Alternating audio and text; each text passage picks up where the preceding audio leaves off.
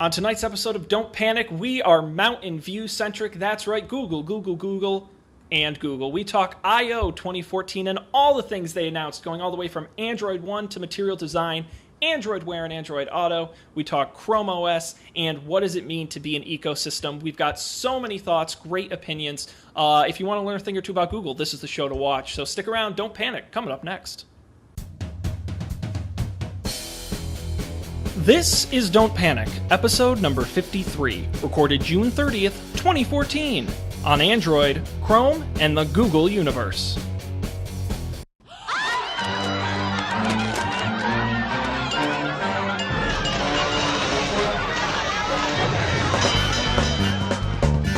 Hello, and welcome to tonight's edition of Don't Panic, the technology podcast that's fun to listen to on your smartwatch. I'm Sean Jennings, and I'm joined by the peanut butter and chocolate, the two great tastes that taste great together. That, of course, Dan Miller and Colby Rabideau. Guys, how's it going? Which one of us is peanut butter and which one is chocolate? I'm going to say, I don't want to hurt any feelings, but I would say Dan is peanut butter and Colby's chocolate. Interesting. And I have no reason. No explanation. Have you ever had Nutella and, well, Colby has Nutella and banana? Do you remember that sandwich, Colby? No, when did I have that? In New York when we went to that Web 2.0 conference. Or maybe you didn't have it. Maybe only I had it. Anyways, next time, Sean, you can say the Nutella and banana of I don't want to technology. incite hate mail, but I don't like Nutella. Ooh. And people get so mad when I say that. Oh. It's not that good. I usually keep it to myself. That's probably better. Crepes? I mean, it's you guys fine. eat I don't crepes not like without Nutella? I don't eat crepes because crepes are gross. What? Blueberries. All right. I'll qualify that. Crepes, the crepe, like the pancake thing, is like so fucking bland. SFB, if you will. Yeah. However, like, I guess Pancakes I are enjoy bland a by good that dessert. metric. They're less bland than crepes are, but I do enjoy a good dessert crepe. What I react strongly to is non-dessert crepes because those are always gross. Oh, I've never even had one. I don't see the point. Don't. They're gross. What, They're disgusting. like a fruit crepe? They call them savory crepes. Oh, like meat and stuff? Yeah. Oh, that's weird. Why would you like for a meal? I don't. There's this place around these parts. It's like a chain called Grapevine, and they have Grapevine. There's one in Tallahassee too. More like Crapvine. Let's be real. What? Grapevine has like this banana rum crepe that's like spot on.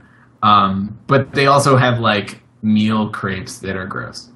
Sean, you thought we were going to talk about technology tonight. No, you know. Little did you know it was the dessert crepe hour. I don't know with Dan and Colby. I don't know if you're familiar with Portlandia, but this restaurant sounds like a fake business that's meant to sound so ridiculously hipster it can't be real.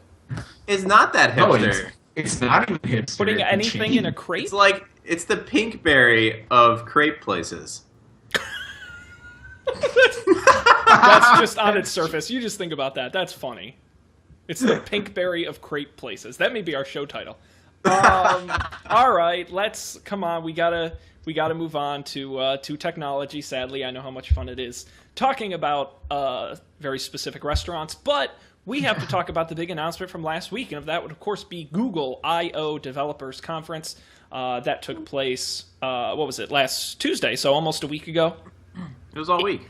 It was, but the keynote was 3 hours long. It might have never ended, but luckily it did, and they announced literally dozens of new features and products. We're going to cover probably only a small piece of them, but we're going to get to the most important ones. Guys, where do you want to start for Google I/O?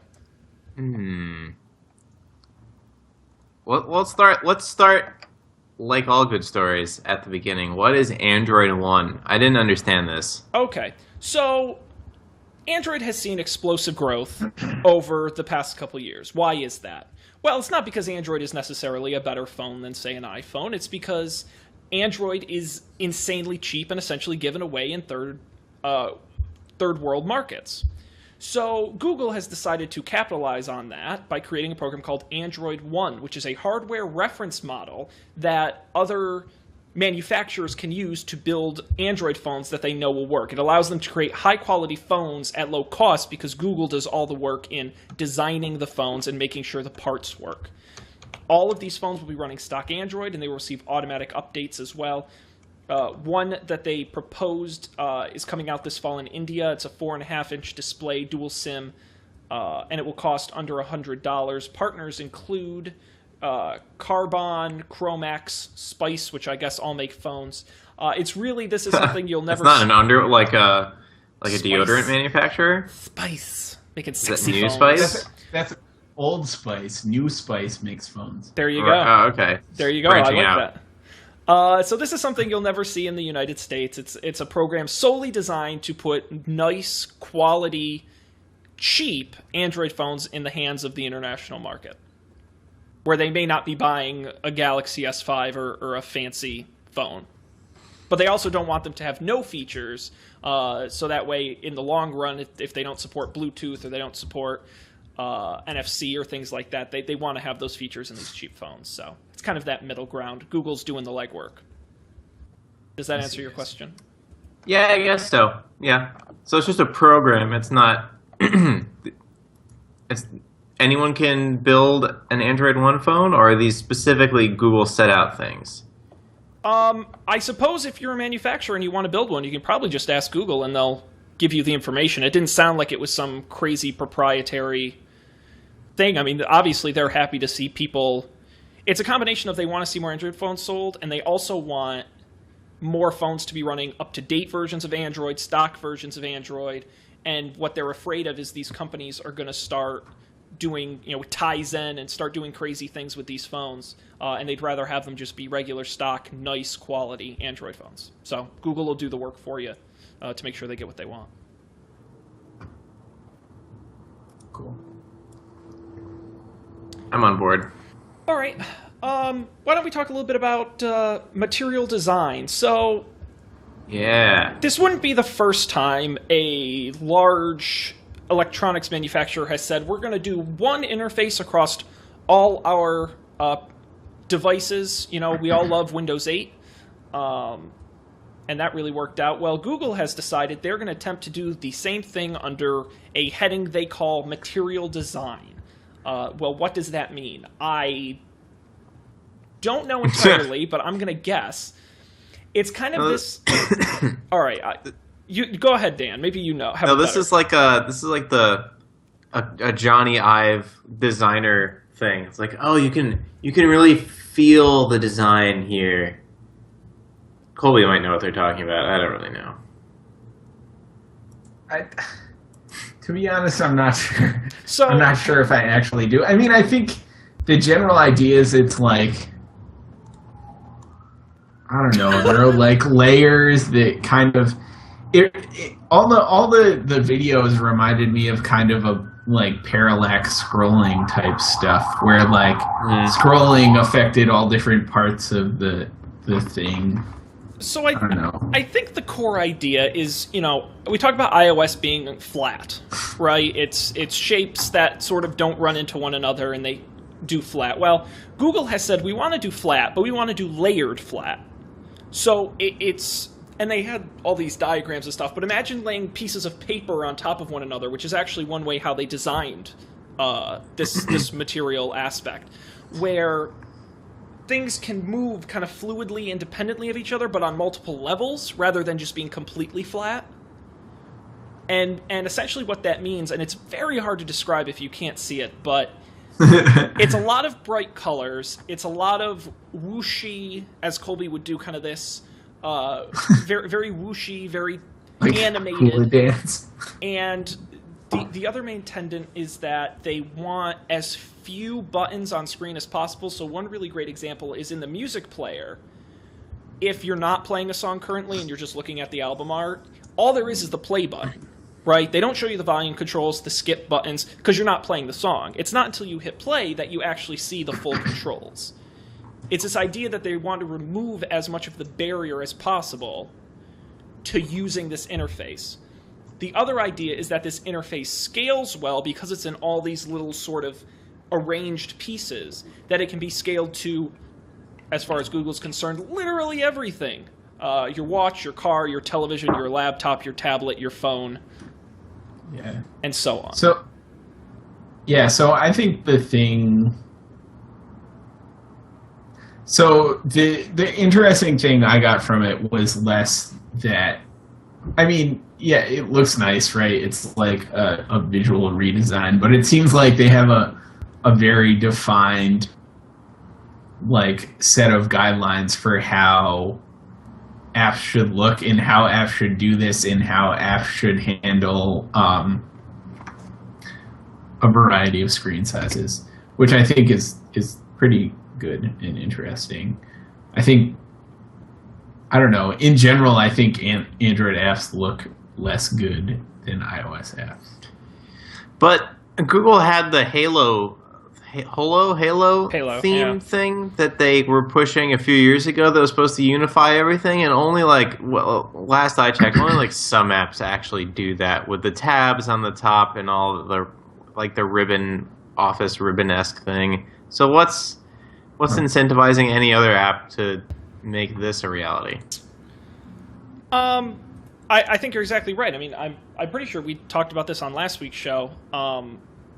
Was that Google has no follow-through, and they have no power to force manufacturers and app builders to keep their apps up to date, to be using these new things. They made a big deal during the keynote of saying we've got all kinds of tools, we've got all kinds of, and it was programming things I don't understand, but APIs. APIs, That's always the thing they have more of, and sets of for all the animations are standard. They also, and I also don't know anything about this, but being able to do animations on web as well, using the same set of animations you get in the operating system. So I certainly think if it's going to stick, now might be the time, only because A, Google has put it everywhere, and B, because they've given the tools needed, hopefully.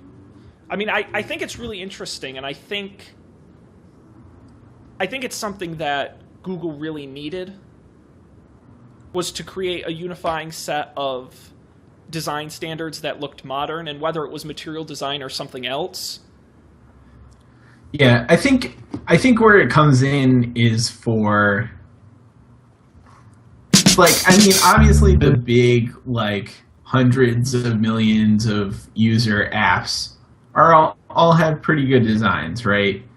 But I think where something like this comes in, where they've kind of spelled out how to do it and given you a bunch of tools to do it, is for smaller time apps where you don't have a giant design team working on making your app beautiful. It's one dude and he writes Java, and if it makes it easier for him to make something a lot more beautiful. If it's a lot easier to have kind of a pattern to follow, I guess, is my point. So I think it's good in that sense. And if you've perused the Play Store, there is quite a spectrum of why bullshit. Yeah, you can download apps that look I don't know, the first version of Android I ever saw, just clowny as hell. But I think that the top bar feels more styled now, which I think might make apps want to fit in with the top bar more. Yeah, you don't want to stand out. I think it's the same thing that iOS 7 did, where you clearly noticed the apps that didn't upgrade, right, and it kind of made you do it. And I think the other interesting part of this was, and they stress this over and over and over, and this is something Apple isn't doing, Microsoft is trying to do, one app works everywhere. Right, that's sort of your dream. If you're writing apps, you want your app with almost little change to work on televisions and on watches and in cars and Google kept saying over and over, with one line of code or with 2 lines of code, all of a sudden now your music app can stream in the car and it'll automatically rescale your app to fit on the TV and promises. Who knows how well that actually works in reality? But if it could work, I think that is a huge advantage Google could have in this sort of app battle. You've been trying to do this for 20 years. I know. It hasn't happened. Also, I think it has happened. It's called JavaScript and HTML and CSS. It runs everywhere. It scales out. Well, It does. now, excuse my ignorance, but what are Android apps based on? Java. Java. And XML. Okay. It's like a pseudo HTML-y sort of layout language thing, right? Yes. And Java and JavaScript are not the same. They're very different. It's all a lie. It's Don't. but they sound so similar. Damn it! It's a very big lie. I should be watching Change Mode. That's my mistake. But I've always said, I mean, we talked about on the show, and I wish I had pulled the clip, but when iOS 7 came out, I was like, I'm going to hate this. I'm not going to like it. It's really irritating. They do this stupid thing. And then, I wouldn't say I love it, but I've certainly gotten used to it. Mm-hmm. But I would make the argument that Material Design is more of a radical change from what Android is now than what iOS did. Would you agree or disagree? I mean, I think between the sharp increase in animation and the sharp increase in bright colors, I think, are your 2 real differentiators to me. I think. Oh my gosh. Dude. I think you're right about that. What? I mean, keep going. Go. I'll share my screen in a sec. Should I wait or keep going? You should keep going. Okay. I was gonna say, I think that's a good point about the bright colors, because Android, especially the stock Android experience, has always been kind of black and green and Android-y. And yeah, this does feel a little bit more fun and pretty. And I think one area of this that really has me interested is this idea of, apparently Google through the power of computers, if it's an album art, it'll actually match the colors in the album art to the surrounding colors on the image. So yeah, iTunes has done that for a long time. It's magic. So I maybe the colors won't be as extreme. Now, Dan, you're sharing here. I'm sharing the Contacts app with this Material Design that looks exactly like an iOS 7 screenshot. If you showed me this a week ago, I said, oh, that's iOS 7. It's got the dots for the notifications. The Wi-Fi symbol is exactly the same. The time's in the same spot. Oh, wow. And then there's... It's I didn't uncanny. even notice the top bar. That's weird. Well, the dots right? for the signal strength really do it. Yeah, it does look... Yeah. No, you're not wrong. But I will say, and maybe this is easy because you're currently sharing your screen, but if you pull up YouTube and look up Material Design, they have a great demo video that shows the animations and the whole thing in action. I think it's going to be your number 1 or number 2 result. All right, here we go. Ooh, got some cool sounds. So we got things sliding around, popping up over other things. Oh, I love the narration. Oh, I muted it because it was too engaging. Oh, and things fold around. Yeah. Papers fold onto each other. But you see a lot of the whooshy and the bright colors, and when you tap on something, there's that little ring of doop that kind of goes out. Yeah. Yeah, it does seem kind of cool. It's I feel like this is something that gets thrown around in design circles, but it's it seems delightful. It seems fun rather than just functional. Wait, are we sure this isn't the Google Contacts iOS app? No, does look like iOS. Maybe it is. I mean, That would explain a lot. Yeah, I'm pretty sure that's iOS because I'm holding my phone up to it, and it looks exactly like iOS. That would Try one of the different pictures. Yeah, see now. Oh, yeah. Yeah, there's your new header. Oh, I missed it. Where was it? It was back, further back in the gallery. Yeah, with the blue right before. Oh, yes. okay. See, so that's what your new header look like. That looks much more Android. Yes. Cool. But that is an interesting thing to put side by side. That's where I think you're going to see a lot more of the color, and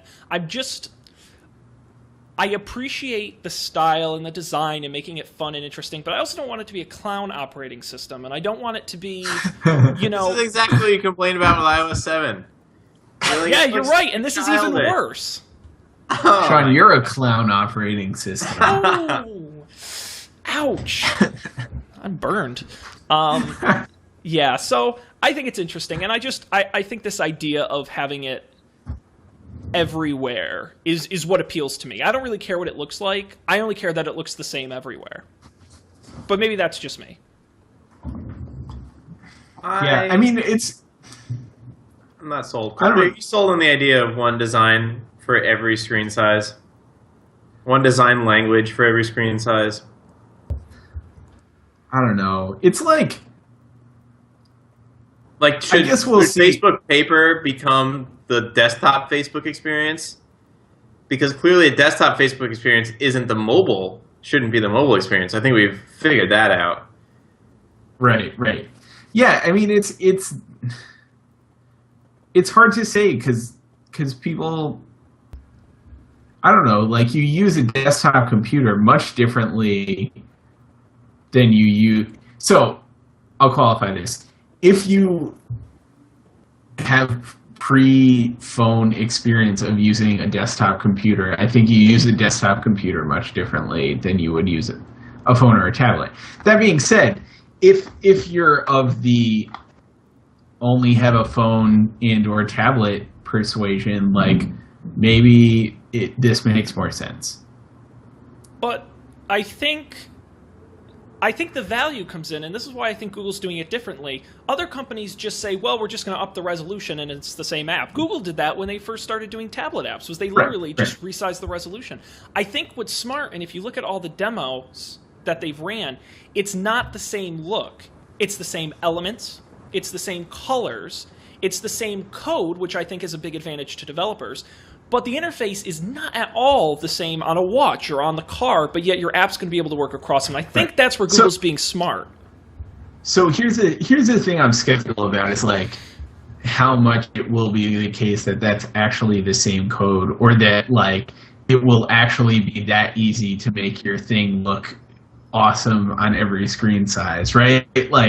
That's what they're selling, but it is not easy to design a responsive application that scales from a phone all the way up to, my cinema display size. That's really hard, and I mean, there are places that have done it very well. I think the Boston Globe is a pretty cool example. In the last year or two, they redid their website, and they went with the responsive thing. So the site you see on your mobile phone is the site you see on desktop. And you can see, if you resize your browser, it squishes down into the mobile version. But doing that is hard. That's a lot of, I don't know. It's not just put in these 3 lines of code, right? It's a lot of tweaking and thinking about how it's going to look and where things should go. And so maybe it's the case that Google has come up with a framework that makes that way easier. If you subscribe to what they think is the right thing to do, maybe that becomes way easier. And if that's the case, maybe they're onto something here. But if it's not, if it's not super if this isn't I don't know, something game changing. If this isn't something new, I don't think there's going to be a huge adoption of it because it's hard.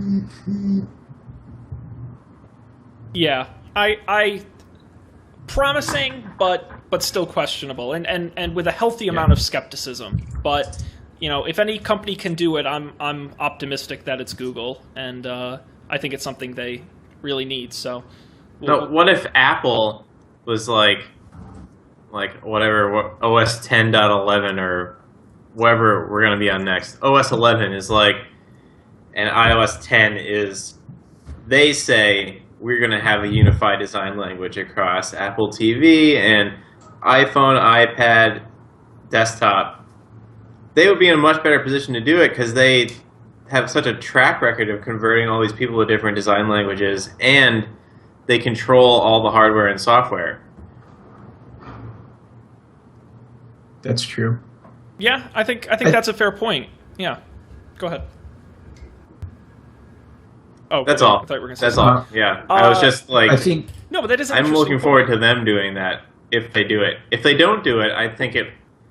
I don't know. I'm not sure it's worth doing. Like, I think the experience you want on a mobile phone is so different than the one you want on a TV.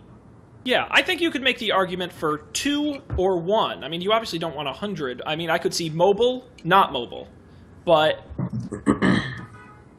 So I think Dan just said the experience you want on mobile is not the experience you want on TV. I almost disagree with that. Like, I feel like the TV experience almost. Let's not get crazy. Almost.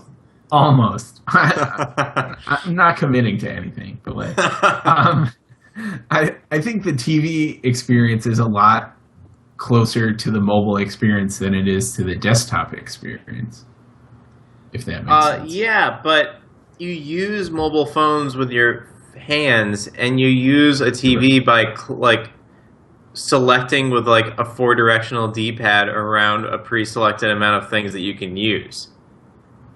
Yes. Unless there's a new crazy way we're going to start using TVs, which I think there maybe should be, but like that's totally different. Yeah, you want everything big and easily visibly like differentiated.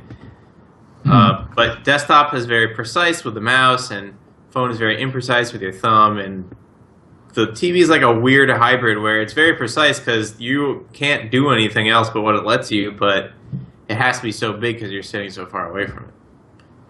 I think that's absolutely true, but I think Google has really pointed out that user design isn't just about buttons. I mean, if you can take this color scheme, this animation, and that, I think, lends itself well to a television. Maybe not necessarily icons or things of that nature, but if it's an overall look and feel, even though it's not 100% identical, I think just creating a unified, almost predictable, so I know when I get in a car that has Android in it, I know what the experience is going to be, and I know I'm going to like it. And I think that's what Google's really getting at, and I think that's what customers want, because I think they're really sick of Android being all over the place. So that's a good segue into Google Car. Ooh. Right? Yeah. Android Auto.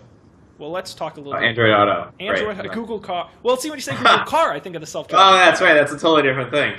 Which I'm sure will work with Android Auto. So, in the same way, and we're going to talk about this in a little bit, this sort of ecosystem battle, because I have something to say about that. But before we get there, in each of these arenas, it's an ecosystem battle, and your car is included. Google, of course, started the Open Automotive Alliance, and coming out of that is Android Auto, which is a software package that will run within the heads-up display on your car, and essentially it's running a version of Android. So it will connect with your Android phone and will use pretty predictable, visual cues, menus, things like that. They've narrowed the content down to 3 main areas, which is navigation, phone calls and messaging, and music. So those are the 3 main things you'll be able to access, at least initially. It will have Google Now voice commands built in as well, using either hard control buttons or I believe the OK Google voice command, although that's probably going to vary by manufacturer. And companies included in the Open Automotive Alliance include companies like Audi, Chevrolet, Chrysler, Dodge, Kia, Mazda, Nissan, Hyundai, Volkswagen, Volvo, the list goes on. They've already committed to having this as part of their vehicle. The interesting part is it also includes access to third-party software, which they claim can be easily integrated if you're, say, an audio provider or a messaging service, easily integrated into your app. They talked about early partners, including Spotify, Pandora, Stitcher, and Pocket Casts, which is awesome. I love several of those things. I know. I listen to my phone, especially podcasts, all the time in the car, and I would love to have it automatically Bluetooth integrated. I actually, I got so fed up with how bad iTunes is, I only listen to podcasts on my phone, with Pocket Casts. Even at work, I plug my headphones into my phone, and I listen. It's great. So, that's sort of the gist of it. It's the interesting thing to me is you kind of have these two battling. You have Apple with CarPlay and Google with Android Auto. There's a set of manufacturers that have committed to one, a set that have committed to the other, and several that have said they're going to do both. The new OS is slated to arrive this fall. The first cars will be available by year's end. Any thoughts on Android Auto? So I don't think the display is all that interesting. It all comes down to the voice interaction, at least in my head. And in that case, Google is far ahead, but this doesn't really get them much. If you had your phone or you had a Bluetooth headset or just docked, you kind of already have all the stuff I really care about here, which is awesome. But I don't know, just having a bigger screen on your dashboard, it's cool, but the real power is the voice commands for me. Well, and yeah. I absolutely agree. I think the other half of that is app integration, because Google has said, and this includes the watch and the Auto, that using your Android phone, you'll be able to control what apps have what access to what voice controls. So if you're a Pocket Cast user, you can designate that as your official podcast app, and you'll be able to say, okay, Google, play the latest episode of This American Life, and it will know to go into podcast and do it. That is the big advantage to me. Totally. Yeah. Because I also see... Oh, sorry, I didn't mean to, No, by all jump means. in. No, go for it. I was going to say, I also see, Google Maps in your dashboard to be a pretty big advantage.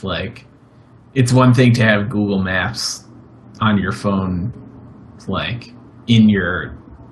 next to you, but in your dashboard, I don't know. I feel like there's always been sort of a trade-off. GPSs are nice and you can stick them to your windshield or they're built into your car, but Google Maps is better, realistically. Mm-hmm. And Google Maps continues to get better, and you don't have to download updates like some kind of animal. So I don't know. I think that would be really cool. And my other thing was I feel like having car integration is another hook into the ecosystem. You have a car that supports the Android thing and not the iOS one. What kind of phone are you going to get? Well, probably maybe you don't care, but maybe it's the one that your car supports. So. Well, and that's the perfect segue into what I wanted to talk about. I think any car company that chooses one over the other is foolish and is only losing themselves customers, because as far as I can understand, there's no technical reason why they can't exist in the same vehicle. It just knows when you've attached an Android phone and launches Android Auto. It knows when you attach your iPhone, it does CarPlay. So the most of them that I listed do support both. There are a few that do one or the other, and I expect them to cross over soon. But it's really fascinating. There was a great article that I read that kind of stated, I think, at least for me, the ecosystems are complete.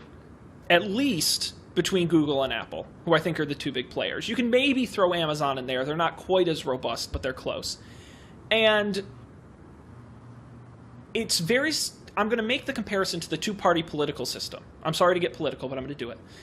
You want to vote Libertarian or Tea Party or Green Party, great. That's wonderful. You want to be the guy running Linux, the guy with the Roku or the Pebble smartwatch? Great. I support you. No, I support you, and it's good that you're being independent, but you know what? You're never gonna win. You're never gonna win. And I'm sorry. And Firefox OS for life.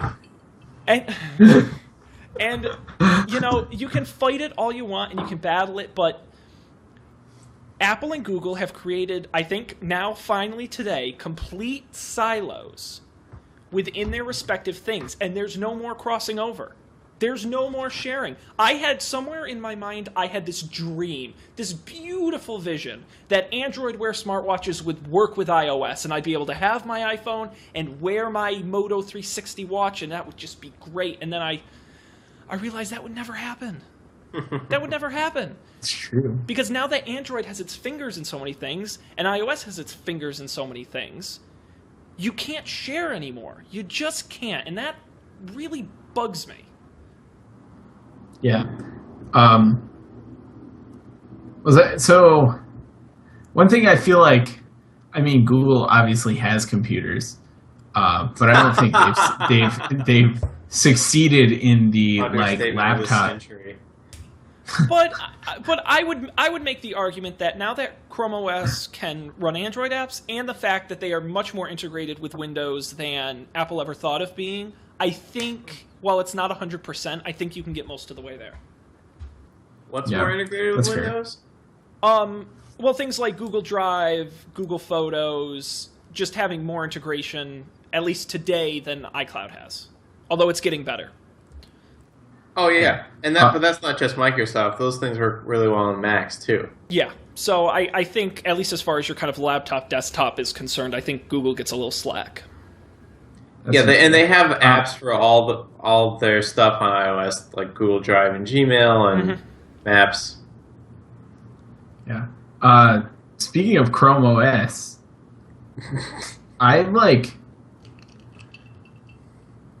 I think it might actually be really cool that you can install it. You can run Android apps on it now.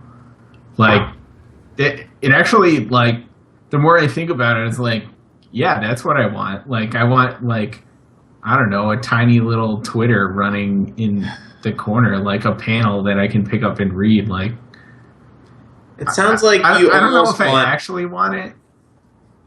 It sounds like I almost want Windows 8. Yeah, you want Shit. You want like a like multi-threaded operating system where you can do what's the word? How do people used to describe this back when it was novel? Not concurrency. You can run multiple apps at the same time, and you can have them in like Windows, and you could move them around.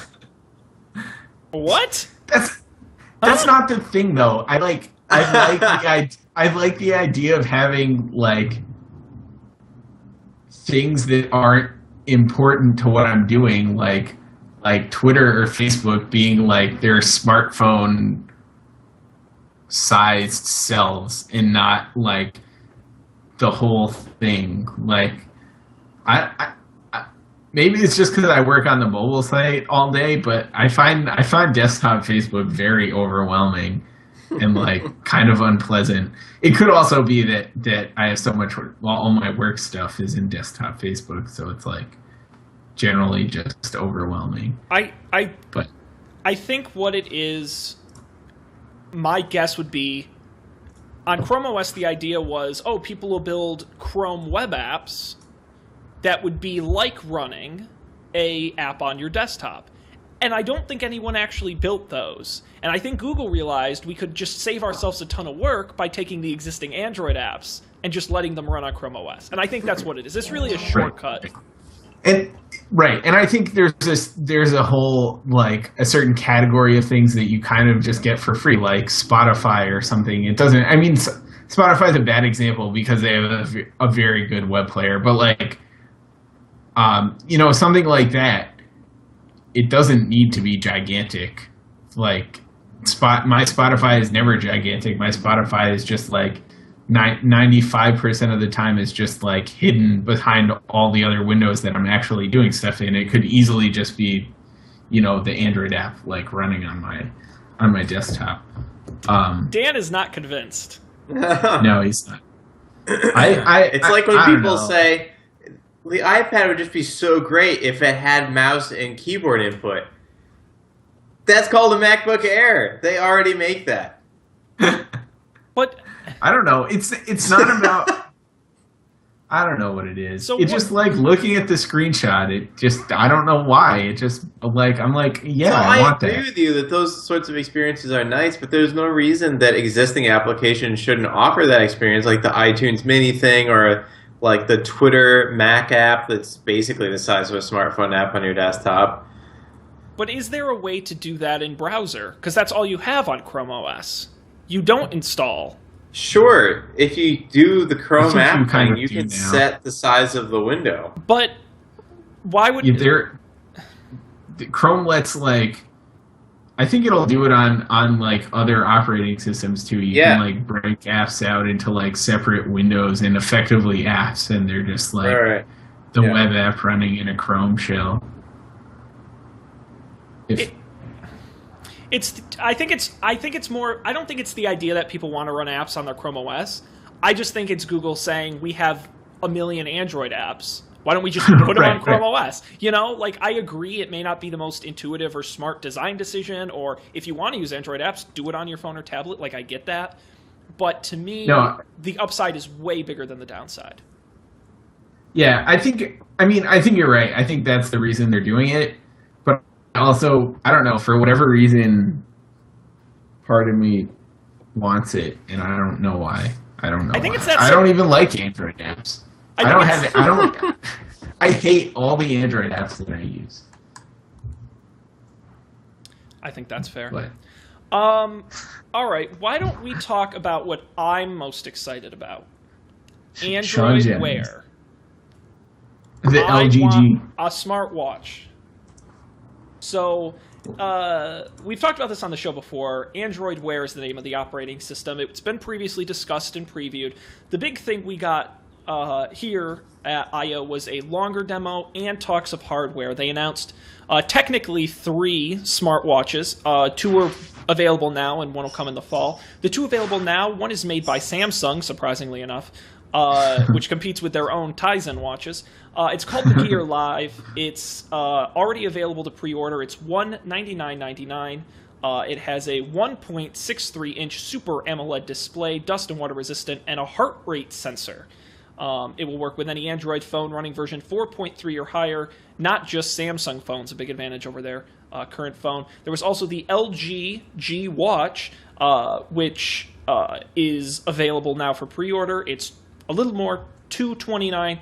It's got a Snapdragon 400 processor, a 1.65-inch display with dust and water resistance as well. What does the G in LGG stand for? I like to think Great. it stands for. I was gonna say gangster. Gangsta Watch. Yeah. Gee, maybe it just stands for Google Watch. G Watch. What up? Yeah, I mean, I feel like that's the obvious answer. You're gonna be so urban on the street with your my G Watch. G Watch. I'm mad jelly. The third watch they announced, which to me is actually the interesting one, is the Moto 360. It is the Motorola's round smartwatch, which is kind of a first. That will not be available until the fall, so there's a bit of a delay on that. If you attended Google I.O., you got a free Samsung or LG watch of your choice, and a Moto 360 to ship later.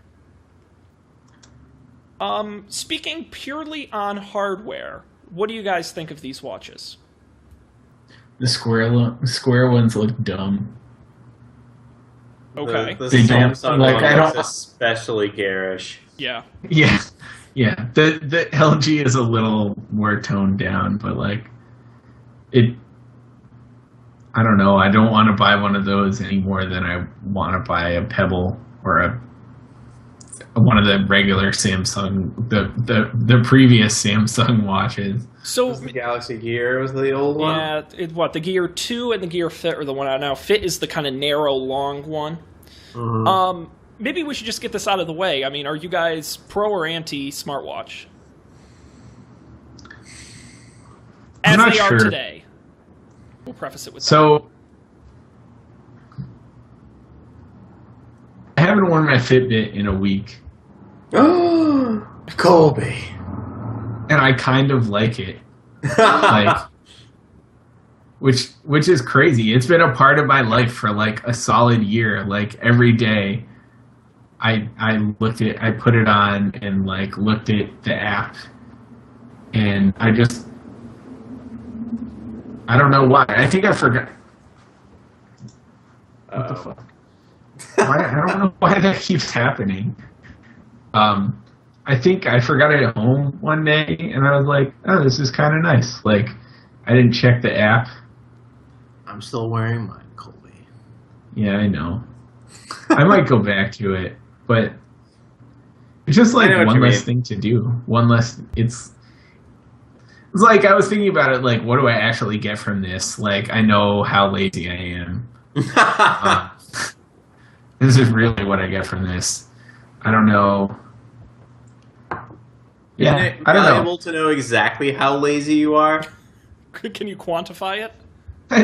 Maybe it is. Yeah. Maybe. And like maybe I would like it better if I got something more out of it, like notifications or something. But then again, like I can't decide if it would be distracting in a good way or a bad way. Is it ever distracting in a good way? Anything. Yeah, probably not. Which I think Distracting is is why a pretty negative connotation. But Yeah, so I don't- whenever I picture having these smartwatches with notifications, I picture like being in a meeting, everyone's around a table, and everyone has their arms on the table, and that you're just feeling the like table vibrate as if everyone's phones are on the table, but it's just their fucking hands. But I And that's my biggest pet peeve: when someone puts their phone on the table and it vibrates the entire table, and everyone can feel every time they get a notification. Yeah, but I think I'm going to defend the smartwatch, unsurprisingly, and I think you're thinking about it the wrong way, because you're going to get these notifications either way. So I would rather have them on my wrist where I can glance and swipe much faster than I can pull my phone out and look at them. And on the other side, in your office scenario, Google gives you the control over the ability to mute the vibration, to limit it to certain apps. You do have the flexibility to mute it if you're in a meeting, you know? Yeah, Right. I understand. I You just think- have to be good about it. I think it's easy Yeah. to look at that and say, well, that's dumb. Who wants that? But I think it's a logical evolution, and it's sort of like how the tablet now relates to the laptop, where the laptop is the thing you leave home to do intense work on, but the tablet's the thing you use to get quick things done to have fun. And I think your phone connected to your smartwatch is kind of that same dynamic. If you have to do some real serious stuff, you're going to pull your phone out of your pocket. But if you just want to glance at your notifications, get the weather, see if your package has been delivered, you just look at your watch. Yeah, I mean, one thing I will say, like, I mean, the Motorola stuff does, like, it'll mute your phone when you're in a meeting based on your calendar and stuff. Like, I feel like that is easily, Yeah, that is. You're like, right. you can program that out pretty easy, right? Yep. One thing, I mean, I miss notifications on my phone pretty routinely. Part of that is because most of the notifications on my phone, it doesn't matter if I see them right away. Mm-hmm. Another thing, I would think this was really cool if I could hear it. I don't know, like if I was like connected. Ear implants? Yeah. Or, like, I mean, if I was wearing headphones all the time that was, like, wirelessly connected to my phone, but I'm not going to do that because... Well, here's a flashback for you. Do you remember at the CES keynote with Intel when they had the little earpiece that was like your personal assistant that had an Intel chip in it? And it had... Oh, yeah. And it just sat on your ear, and it would know where you are, and it would ask you questions, and you could ask it questions, and it would know things about you. And Yeah, that's true. Maybe, I don't know. Maybe it's real life. It's real life.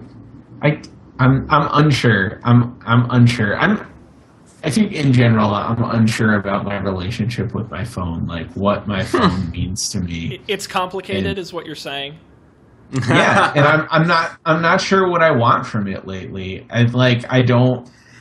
It's like I was looking through all the apps I use on my phone, and Yeah. I'm not sure which ones I actually want and which ones I just use because like I'm bored, and which ones I don't even use at all. I deleted like 2.5 pages of apps yesterday, and I still have 4.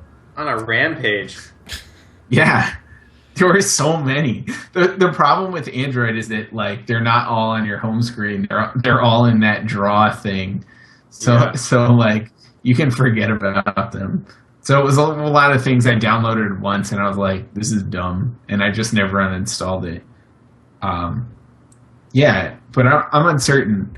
I think one of the things I have been lacking, and like one thing I think I really would like this for is when I have a meeting to go to, because I routinely forget about meetings because I don't carry my work phone, and I also not that I forget about meetings, but like I don't remember them until they're happening like right then, and when that happens, I never know where to go. So like if the meeting room were on my wrist, that would be nice. I think that's Google talked about this, and I think this is a big important thing when you talk about these watches. Control over what's on the watch. Like me, I'm a huge notifications nerd. My phone buzzes every single time I get an email because I want to know every single time I get an email. I'm anal like that. Yeah. I get it. And my watch would probably do the same. But that's me. There are going to be people who would absolutely hate that, but I think it's so important. Google gives you Dan knows, gives you really granular controls over when you're notified, what you're notified of, how you're notified of it. And Yeah. rather than, and I think this is kind of the problem Pebble has, where like on iOS, for example, they have much less control because of how the operating system's written. So as far as I understand it, on iOS, you basically get almost everything. It just forwards all the notifications to your watch. You don't have control. And that's a big downside. Yeah, so you can't pick like one notification to get on your watch, so you can either get the notifications or turn off push notifications. Yeah, entirely. Yeah, there's no granular control, and I think that's a big loss. And I fully expect Apple to integrate more granular controls when they start talking iWatch in the fall. But at least for now, I think that's a big important step. The other thing that was really important to me was apps. Because you don't think you want apps on your wrist, but Google was kind of showing off some of potential apps, whether it was cooking steps on your wrist with timers built in, or one tap ordering something. I think there are interesting use cases. No, I think there are. Like The pizza thing was so stupid. The other ones, like recipe, that's actually pretty good. But I don't know how much information you can fit on these screens. But ordering a pizza, Yeah. it feels like it should be more considered than something you just look at your wrist to do. That's a fair. commentary on American culture, if That's nothing fair. else. But I would tell you, if Amazon built a one-click ordering app for the Android watch, or came out with their own, I'd be broke. I'd be so broke. What would they do? Send you push notifications and you just like, yes, please. Yeah, basically. More. It's that Firefly thing. Like as you walk by stuff, it's like, yo, want one of these? Bye. Done. Oh my god, that's disturbing. That is disturbing. But yeah, I think if designers and programmers take it seriously enough, they can make some really cool apps. And I'm actually very bullish on Android Wear. It sucks that it's limited to only Android, and only Android 4.3 and higher, I should point out. That's mainly due to Bluetooth 4.0 LE, low energy, which isn't on older phones. So I do have, assuming this is something I want, I have 2 more thoughts in that. One, I think the Moto 360 looks really nice. Yeah. And 2, I think the general design, or at least these mock-ups that they have, also look really nice on the Moto 360. Mm-hmm. I don't know why they look cooler on the round thing. Well, and yeah.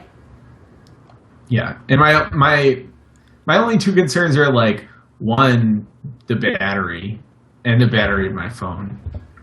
If the battery like, would be so bad if recharging it didn't look so awkward. Well- you got these weird adapters you have to plug into the bottom of the watch thing. I believe some of these watches have wireless charging built in, but now I can't remember which ones. But I know some of them do, which is a big advantage. And the other thing is totally. Google was quoted as saying using the watch on a regular basis was 10 to 15% hit on your battery.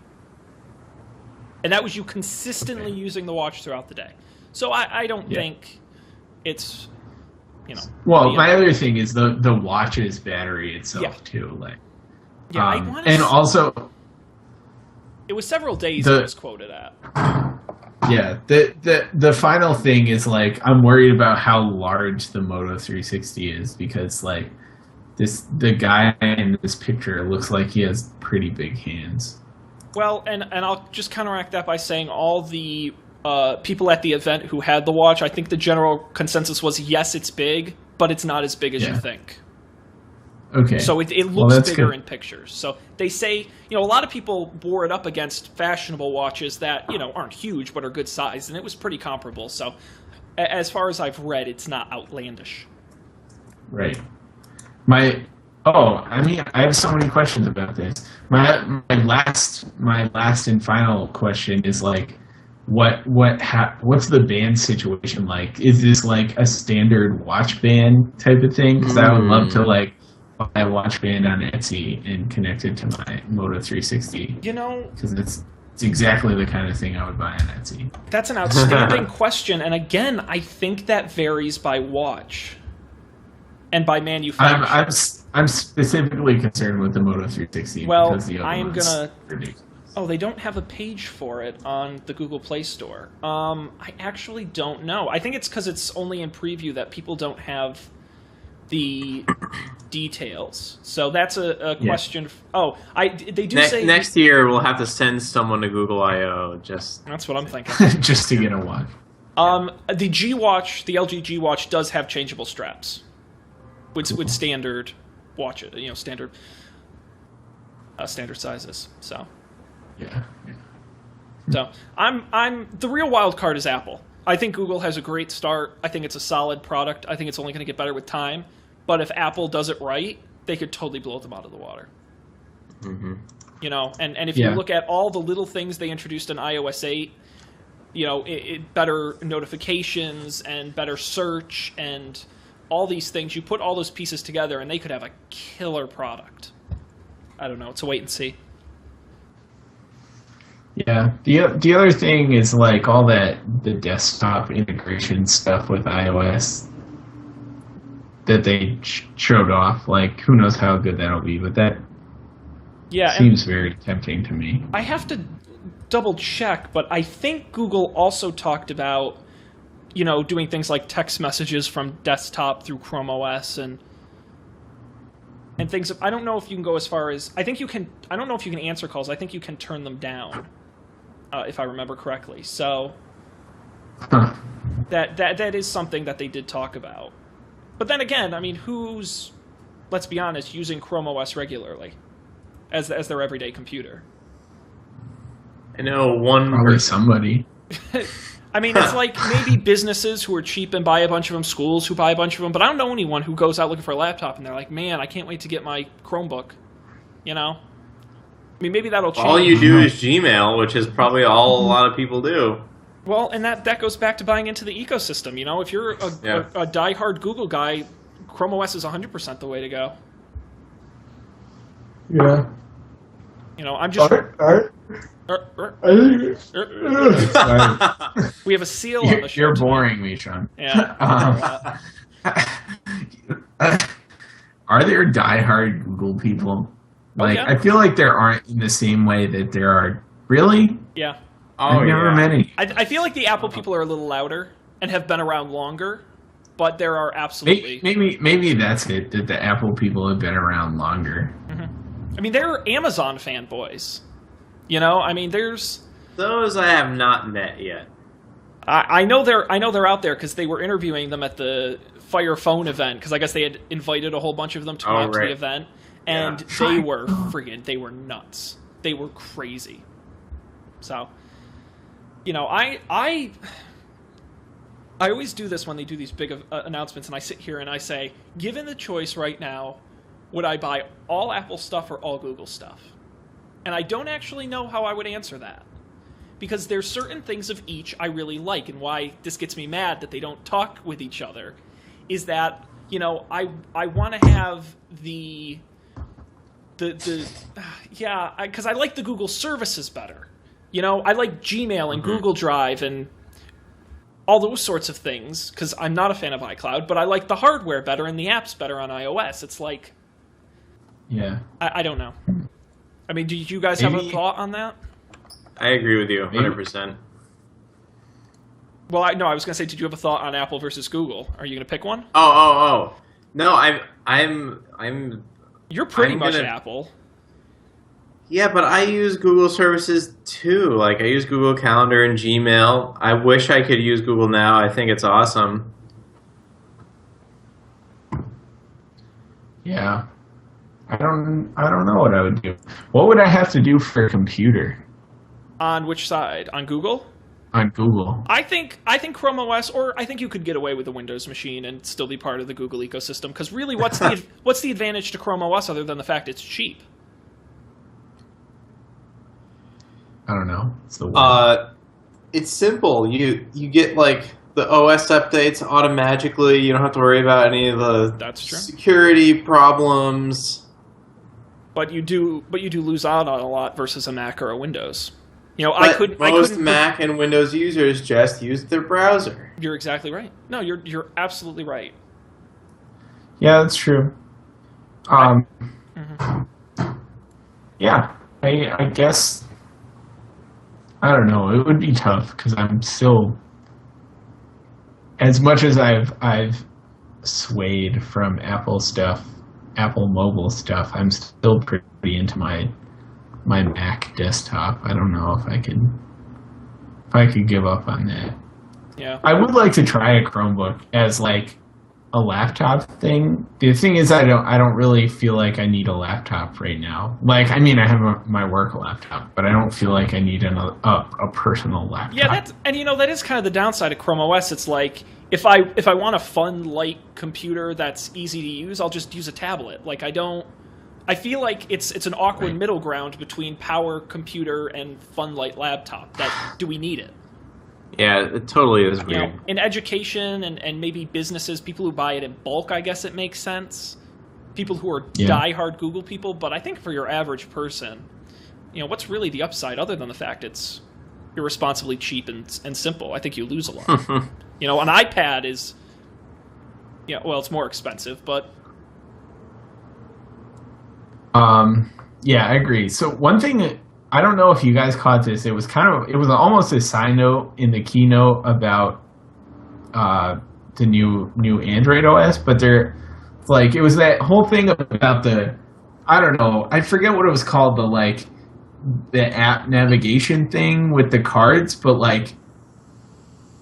the thing where browser tabs are not it's not a thing in the browser, a web page that is open is a card in that view. It's like a first class citizen kind of more than a tab is treated like an app, essentially. Yeah. Oh. Which is, I think, is pretty fucking cool. Yeah, well, and Google, one thing that really interested me was this idea that they said, we want you to design your web apps using this material design, going as far as saying animations and colors and navigation. And I think Google's no fool in saying if we can't have super high quality Android apps, at least we'll have, decent web apps.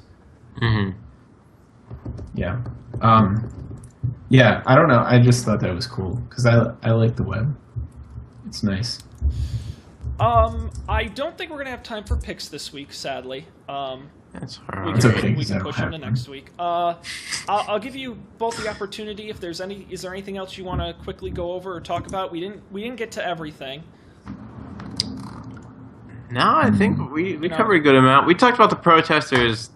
Did we talk about? No, we didn't talk about the protesters. No, Maybe you've talked about the protesters last week. Yeah, we touch on them every so often. Maybe we'll have to do a full story on them one of these shows. It's an All right. ongoing issue. I just have the feeling that the three of us are going to have the same opinion. Well, we'll have to wait. We'll have to. and What a find great out. tease for next week. I will mention Google announced Google Fit, which is their competitor to HealthKit on Apple, but they barely talked anything about it. Not nearly as much as Apple did, so we don't know that much. Chromecast got an update, including easier pairing if you're not in the same Wi-Fi network, the ability to control background images on your Chromecast. That's a software update that will come to all existing and future models. And of course, Android TV, which I don't really think is that interesting to talk about. It's just a television interface that has Google Play services and apps from companies like Netflix and Amazon. And they're going to be in Sony TVs. That was, I guess, the big partner announcement.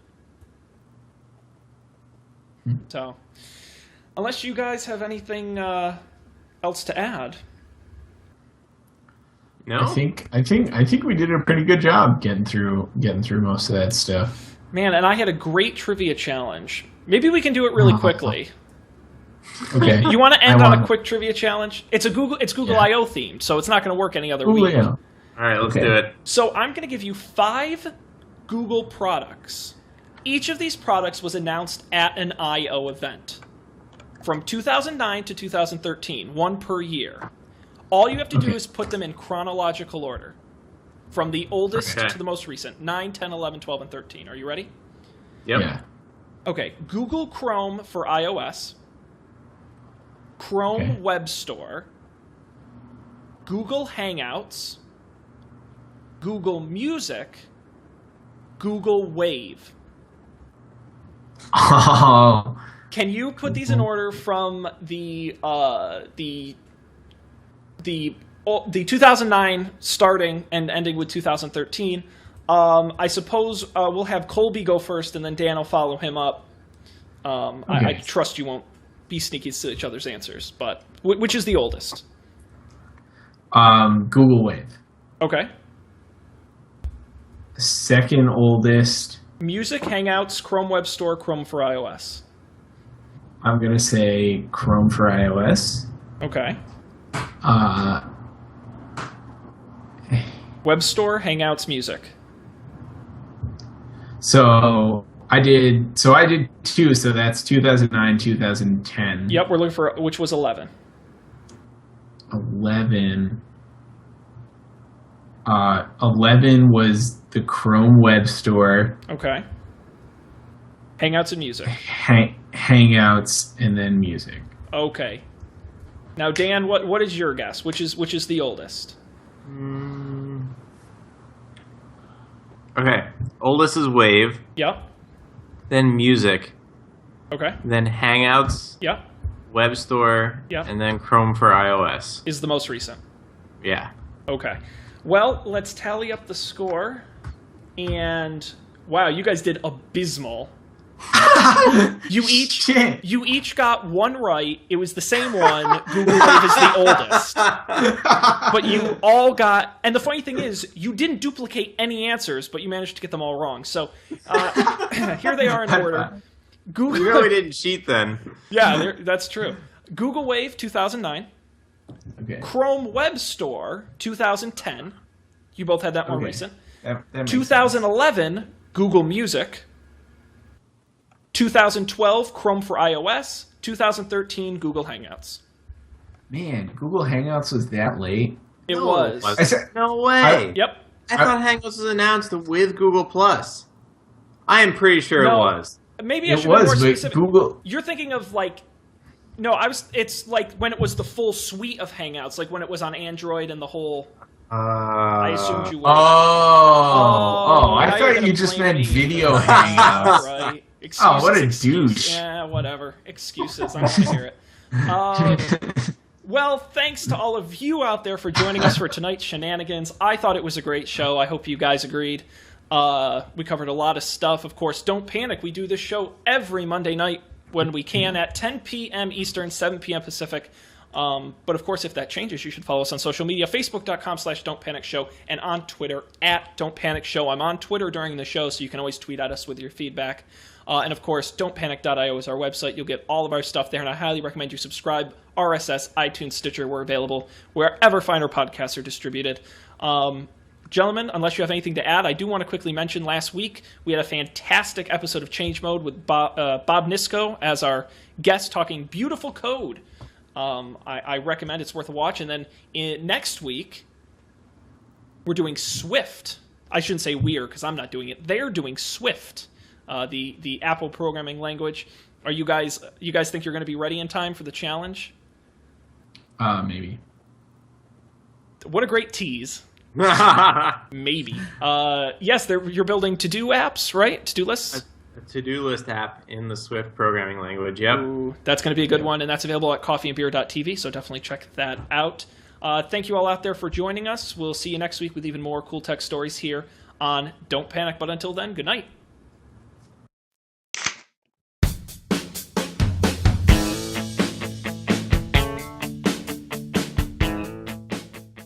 This show is brewed fresh weekly by the Coffee and Beer Podcast Network. Get all our shows at our website, coffeeandbeer.tv.